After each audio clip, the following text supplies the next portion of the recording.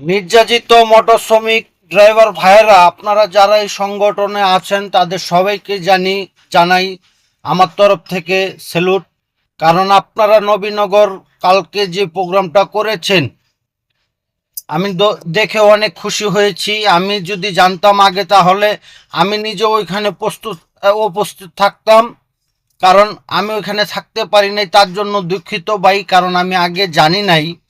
আর আমি আগে ভাবতাম যে কখনো বাংলাদেশের ড্রাইভার কখনো একসাথে হতে পারবে না, তবে আপনারা ওটা প্রমাণ করে দিলেন। দেখেন, ড্রাইভাররা এখনো একত্রিত আছেন।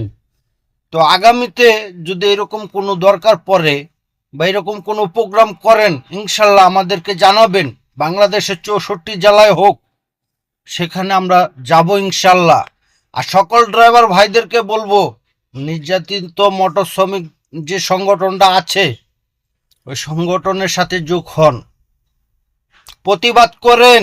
ড্রাইভাররা যে নির্যাতিত হয়, তা ওইটার কারণে প্রতিবাদ করেন, ওই সংগঠনে যোগ হন।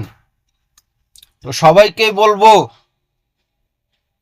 আসেন একত্রিত হই, ড্রাইভারের উপরে যে নির্যাতনটা চলে, যাতে এটা করার সুযোগ না পায়, তার জন্য প্রতিবাদ করি।